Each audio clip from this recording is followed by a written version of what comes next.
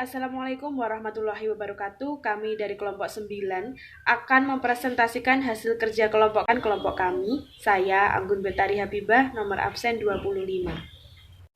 Saya Diva Ginensa Ariantika, nomor absen 31. Perkenalkan, nama saya Afti Kusna Hidayati, absen 32. Perkenalkan, nama saya Asmaul Husna, absen 26. A. Pengertian etika politik. Etika politik termasuk dalam kelompok etika sosial, yakni yang membahas norma-norma moral yang seharusnya menimbulkan sikap dan tindakan antar manusia, karena hampir semua kewajiban manusia bergandengan dengan kenyataan bahwa ia merupakan makhluk sosial. Etika politik dapat memberikan patokan-patokan, orientasi, dan pegangan normatif bagi mereka yang memang ingin menilai kualitas tatanan dan kehidupan politik dengan tolak ukur martabat manusia. Selain itu, etika politik dapat berfungsi sebagai sarana kritik ideologi atau bukan negara dan hukum berupa paham-paham dan strategi legitimasi yang mendasari penyelenggaraan negara. B. Pancasila menjadi sistem etika. Pancasila sebagai sistem etika mendasarkan penilaian baik, yaitu nilai ketuhanan, kemanusiaan, persatuan, kerakyatan, dan keadilan. Kelima nilai tersebut membentuk perilaku manusia Indonesia dalam semua aspek kehidupannya. Meskipun nilai-nilai Pancasila merupakan kristalisasi nilai yang hidup dalam realitas sosial, keagamaan, maupun adat kebudayaan bangsa Indonesia. Namun, sebenarnya nilai-nilai Pancasila juga bersifat universal, dapat diterima oleh siapapun dan kapanpun. Nilai yang pertama yakni ketuhanan.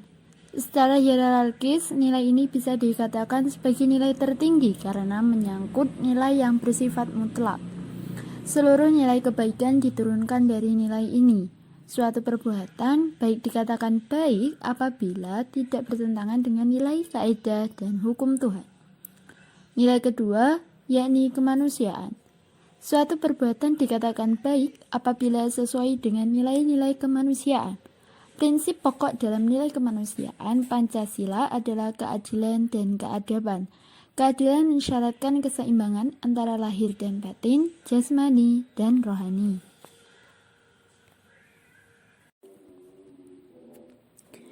Nilai yang ketiga yakni persatuan. Perbuatan dikatakan baik apabila dapat memperkuat persatuan dan kesatuan. Karena sangat mungkin seseorang seakan-akan mendasarkan perbuatannya atas nama agama. Namun, apabila perbuatan tersebut dapat memecah persatuan dan kesatuan, maka pandangan dari etika Pancasila bukan merupakan perbuatan baik. 4. Nilai keempat yakni kerakyatan. Dalam kaitan dengan kerakyatan terkandung nilai lain yang sangat penting, yaitu nilai hikmat atau kebijaksanaan dalam permusyawaratan.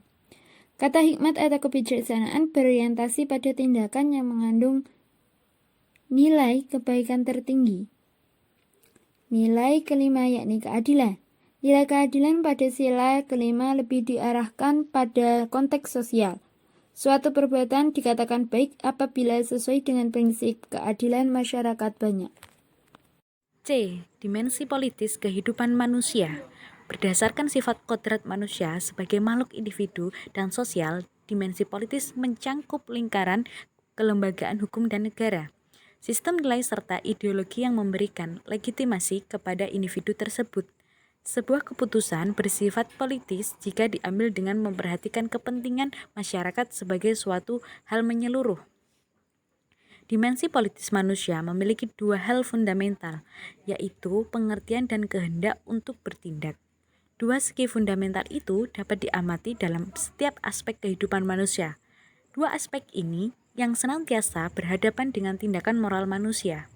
Apabila tindakan moralitas kehidupan manusia tidak dapat dipenuhi ketika berbenturan hal orang lain dalam masyarakat, maka harus dilakukan suatu pembatasan secara normatif. Lembaga penataan normatif masyarakat adalah hukum. Dalam suatu kehidupan masyarakat, hukum adalah yang memberitahukan kepada semua anggota masyarakat bagaimana mereka harus bertindak.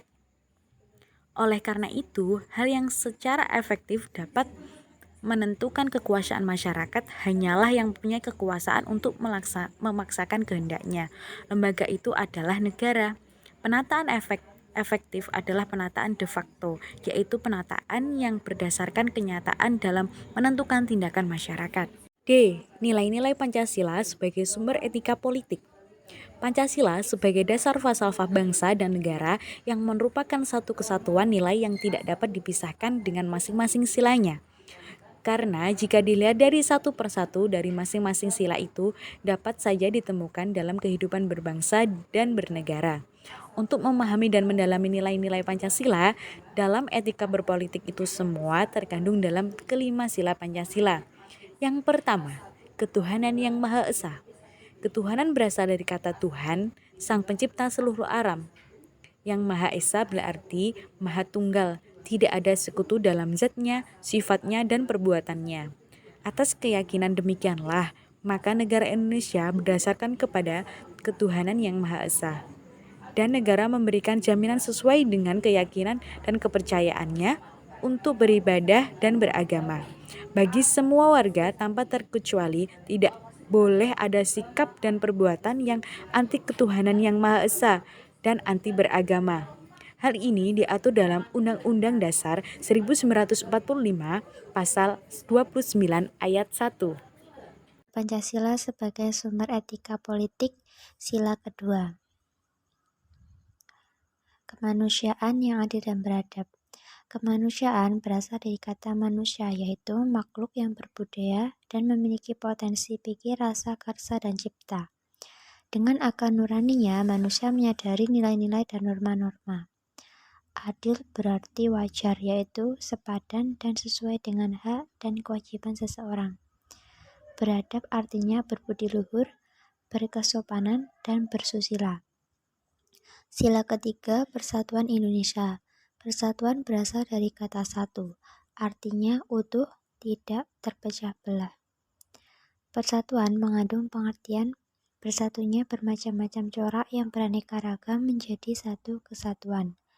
Sila Persatuan Indonesia ini mencakup persatuan dalam arti ideologis, politik, ekonomi, sosial budaya, dan HAM.